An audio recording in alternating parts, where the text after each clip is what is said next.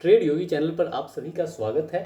आइए जानते हैं क्या रहेगा कल बुधवार को निफ्टी, बैंक निफ्टी और फिन निफ्टी का हाल, किस तरह के लेवल्स और किस तरह के टारगेट्स देखने को मिल सकते हैं, मूवमेंट क्या रहेगी, अलग अलग सिनेरियोज में किस तरह की मूवमेंट देखने को मिल सकती है, muted opening, gap up, gap down, तीनों सिनेरियोज डिस्कस करेंगे।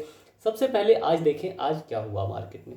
आज निफ्टी ने गैप डाउन ओपनिंग दी, gap up opening sorry gap up opening दी। गैप अप ओपनिंग के बाद से यहाँ से ये इसका जो डब्ल्यू पैटर्न की हम लोगों ने कल बात की थी, डब्ल्यू पैटर्न बनाने की कोशिश कर रहा है। डब्ल्यू पैटर्न के एग्जैक्ट देखिए तो ये जो नेक लाइन है यहाँ से सपोर्ट लेके अपसाइड निकली और ये डब्ल्यू पैटर्न का टारगेट पूरा किया। लेकिन अगर यहाँ से इस डब्ल्यू पैटर्न को काउंट करें तो इसके टारगेट को पूरा नहीं कर पाई। बुल चैनल का जो ये बेस था इससे रिजेक्शन लेके नीचे की तरफ आई, फिर इस लेवल से रिटेस्ट करके फिर दोबारा नीचे की तरफ आई और इससे नीचे नहीं गिर पाई। जबकि बैंक निफ्टी और फिन निफ्टी में बहुत ही अच्छी फॉल देखने को मिली हमें। डेटा भी सुबह से नेगेटिव था, निफ्टी का पॉजिटिव था, बैंक निफ्टी फिन निफ्टी का डेटा नेगेटिव चल रहा था। फिन निफ्टी का एक बार को बुलिश हुआ भी लेकिन फिर भी वो सस्टेन नहीं कर पाया। तो अब कल के लिए कैसे प्लानिंग कर सकते हैं। कल के लिए म्यूटेड ओपनिंग हो, सिंपल सी चीज़ है, इस जोन के ब्रेकआउट, ठीक है, ब्रेक डाउन के ऊपर प्ले करना है। ब्रेक डाउन पे 19,350 तक का टारगेट रहेगा या फिर इस ट्रेंड लाइन तक का, ब्रेकआउट पे 19,575 या फिर इस ट्रेंड लाइन तक का टारगेट हम प्लान करके चल सकते हैं। ठीक है, बीच में हर्डल एक 19,524 का मिलता है, लेकिन ये हर्डल मुझे लगता है कि ब्रेक हो सकता है। अगर ना ब्रेक हो तो यहाँ पे आप अपनी क्वांटिटी हाफ से भी ज़्यादा क्वांटिटी बुक कर सकते हैं। अगर ये बुक ब्रेक होता हुआ ना दिखे, अगर यहाँ पे एक झटके में ब्रेक हुआ तो ठीक है, अगर कंसोलिडेशन होती हुई दिखी तो फिर आप इसमें से एग्जिट कर जाएंगे। एक झटके में ब्रेक हुआ तो आप इस ट्रेंड लाइन के पास एग्जिट करेंगे, प्रॉफिट बुक करेंगे। ठीक है, गैप अप ओपनिंग के सिनेरियो में बात करें कैसे कर सकते हैं प्लानिंग। गैप अप ओपनिंग इसी ट्रेंड लाइन के आसपास में देखने को मिल जाए, नेगेटिव प्राइस एक्शन बने, एक बार को इस जोन तक मार्केट आएगा, फिर यहाँ से अगर अपसाइड बाउंस मिलता है तो फिर 19,600 तक का लेवल हमें देखने को मिल सकता है। लेकिन प्रॉफिट बुकिंग कहाँ कहाँ करनी है, पहले यहाँ पे, सेकंड यहाँ पे, उसके बाद से तीसरा टारगेट आपका 19,600 का रह सकता है। ठीक है, अब डायरेक्ट पॉजिटिव प्राइस एक्शन अगर बन जाए, ठीक है, डायरेक्ट पॉजिटिव प्राइस एक्शन बन जाए तो टारगेट तो बड़ा मिलता है। मैं एक बार आपको बता देता हूँ टारगेट कहाँ तक का मिल सकता है। टारगेट आपको इस ट्रेंड लाइन के टॉप का मिल सकता है। ठीक है, यानी 19,675 700 तक के टारगेट आपको देखने को मिल सकते हैं। लेकिन आप प्लानिंग कैसे करेंगे, प्लानिंग करेंगे हर एक 50 पॉइंट पे आपको प्रॉफिट बुकिंग करते हुए ऊपर की साइड निकलना होगा, अगर डायरेक्ट यहाँ से पॉजिटिव प्राइस एक्शन बन के अपसाइड निकलता है तो।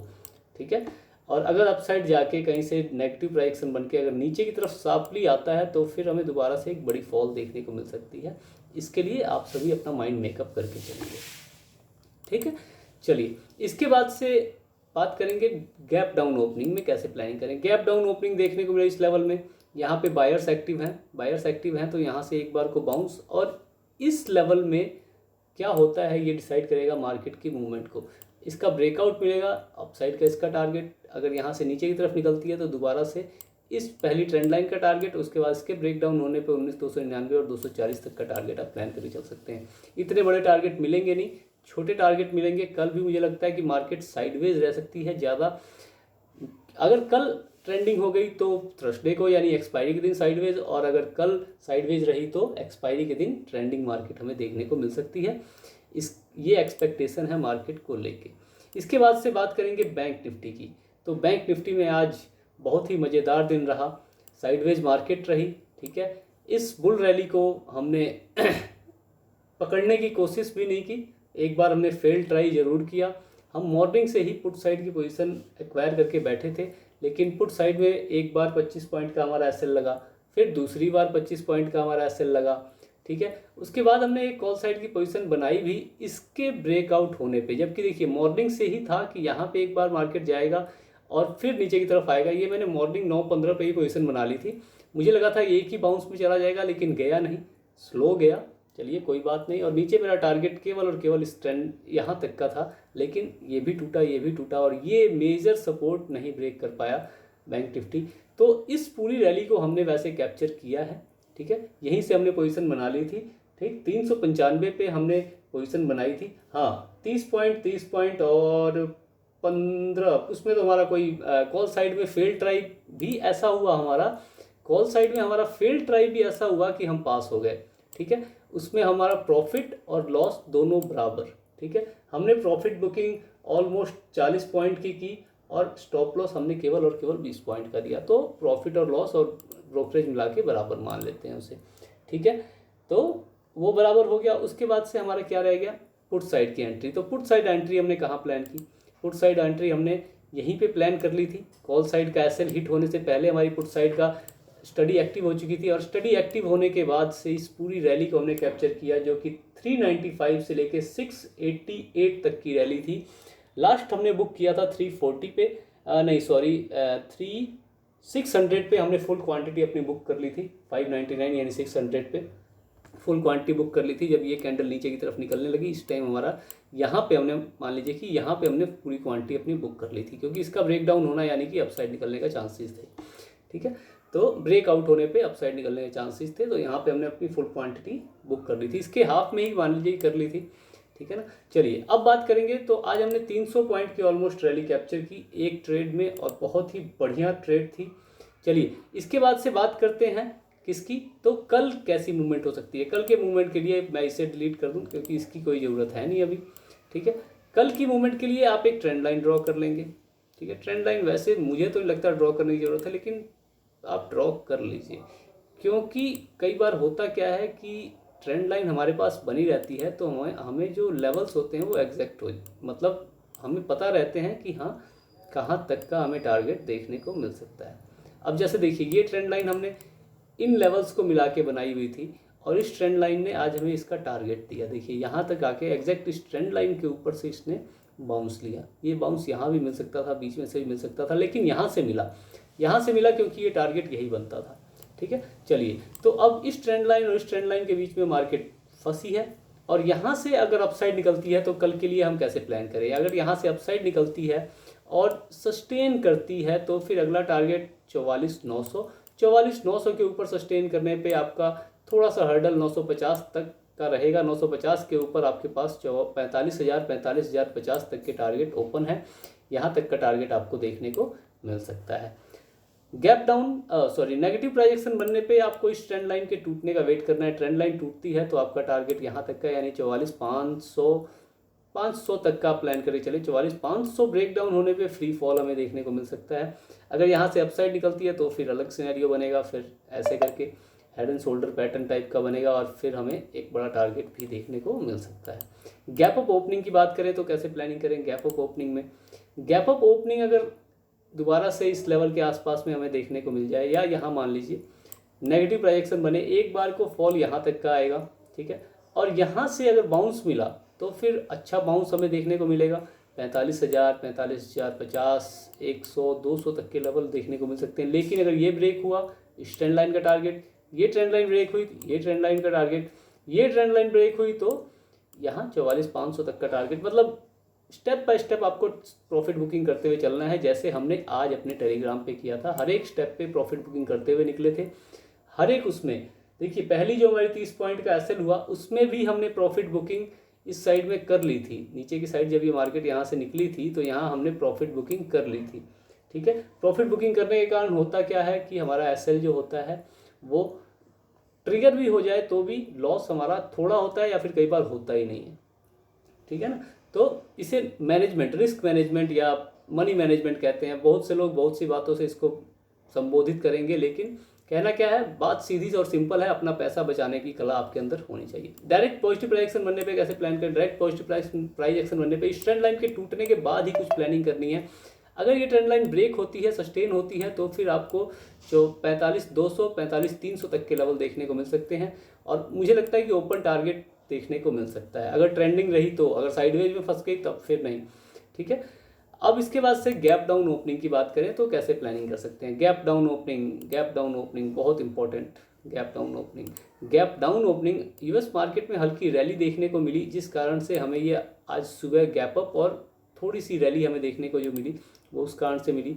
अब कल के लिए कैसे प्लान कर सकते हैं। कल के लिए गैप डाउन अगर ओपनिंग हमें देखने को मिल जाए, पॉजिटिव प्राइजेक्शन बन जाए, बाय द वे ये ट्रेंड लाइन भी टूट जाए, तब फिर आपको 44,900, 45,100 तक के लेवल देखने को मिल सकते हैं। मतलब बड़ा टारगेट आपको देखने को मिल सकता है। नेगेटिव प्राइजेक्शन बन जाए, ये ब्रेक हो जाए, तब फिर आपको स्लो धीरे धीरे हर एक 50-100 पॉइंट पे प्रॉफिट बुकिंग करते हुए चलना है। टारगेट ओपन रहेगा, लेकिन अगर ये अपसाइड जाके यहाँ से नीचे आए या फिर यहाँ से नीचे आए तब आपको बड़ा टारगेट यानी 44,000, हाँ 44,000 तक के लेवल देखने को मिल सकते हैं। ठीक है, इसके लिए आप प्लानिंग करके चल सकते हैं। ठीक, इसके बाद से बारी आती है फिन निफ्टी की। आज फिन निफ्टी की एक्सपायरी थी और बहुत ही अच्छे लेवल्स हमें देखने को मिले, बहुत ही अच्छा मार्केट ने परफॉर्म किया। 70 पैसे की कॉल, आज मेरे एक फ्रेंड का फ़ोन आया कि आज मैंने फिन निफ्टी में 70 पैसे की कॉल को टॉप पे बाय किया और उसको नीचे ले जाके 15 की 16 रुपये पे उसने उस पुट को उसने सेल किया। तो मैंने कहा बहुत ही बढ़िया क्या है। उसने कहा वो एकदम प्रिडिक्टेड था कि आज मार्केट नीचे गिरनी थी। मुझे बहुत खुशी हुई कि जब कोई भी दोस्त ऐसी बात करता है कि उसने एकदम टॉप पे ख़रीदा और एकदम बॉटम पे बेचा, तो बहुत खुशी होती है जान के कि उनकी एनालिसिस अच्छी हो रही है। और देखिए जो भी स्टडी करेगा उसकी एनालिसिस अच्छी होगी। आप करिए, आप प्रैक्टिस करिए, मार्केट में स्टडी कीजिए, मार्केट के पैटर्न्स को, मार्केट कैसे बिहेव करता है। अगर इन सब चीज़ों की आप स्टडी लगातार करते हैं तो फिर आपको भी मार्केट में सक्सेस पाने से कोई रोक नहीं सकता है। लेकिन अगर आप सोचें कि आप बिना कुछ किए अगर आप सोचें कि आपको सब कुछ मिल जाए, ठीक है, आपको पता लग जाए कि मार्केट कैसे बिहेव करता है, कैसे क्या करता है, तो फिर आप गलत हैं। इस तरह के पैटर्न्स और इस तरह के लेवल्स पकड़ने के लिए आपको मार्केट को टाइम देना होगा, मार्केट के साथ आपको टाइम स्पेंड करना होगा, उसको समझना होगा।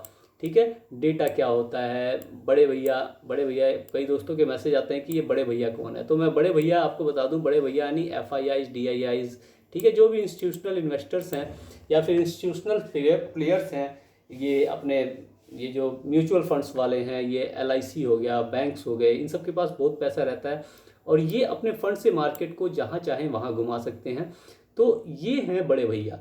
ठीक है, हम उनके सामने छोटे भाई हैं और छोटे क्या, उनके सामने नवजात हैं, है ना। तो उनके व्यू को समझना, उनके साथ चलने की कोशिश करना, मार्केट में अगर आ जाए तो मार्केट आपके लिए बहुत ही बढ़िया जगह है। अगर नहीं आए तब तक सीखने की ज़रूरत है, जब आ जाए तो उसका फ़ायदा उठाने की ज़रूरत है। तो खूब सीखिए, खूब प्रैक्टिस कीजिए और प्रॉफिटेबल ट्रेडर बनिए। प्रॉफिटेबल ट्रेडर पेपर ट्रेड में बनने से पहले आप कभी भी रियल ट्रेड का मज़ा मत लें। ठीक है, रियल ट्रेड का मज़ा लेने में वो मज़ा सज़ा में बदल जाता है। और कभी भी किसी के कहने पे, चाहे मेरे ही कहने पे, मेरे ही एनालिसिस पे रियल ट्रेड नहीं करनी है। रियल ट्रेड कभी भी करना, चाहे उसमें लॉस लेना, लेकिन अपनी खुद की एनालिसिस से लेना।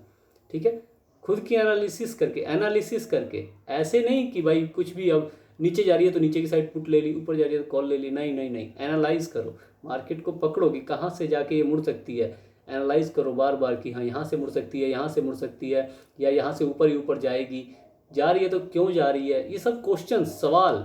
ठीक है, क्यूरियस माइंड, अपना माइंड क्यूरियस बनाओ और प्रॉफिट एंड लॉस पे मतलब मत रखो। मतलब रखो कि क्या आपकी एनालिसिस सही हुई या नहीं, गलत हुई तो क्यों गलत हुई।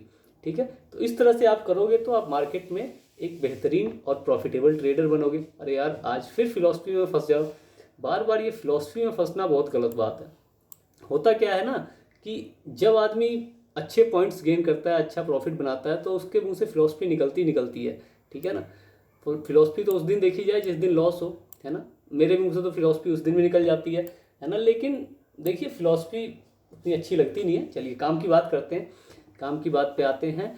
तो यहाँ से क्या होगा, ठीक है, इसमें हम कैसे प्लानिंग करें। तो इसमें प्लानिंग करने के लिए सीधी और सिंपल सी बात है, ये एक जोन में नीचे की तरफ गिर रही थी। ठीक है, एक जोन है, मैं जोन ड्रॉ कर देता हूँ। ठीक, ये एक जोन में नीचे की तरफ गिर रही थी। ठीक है, ये एक ट्रेंड लाइन है।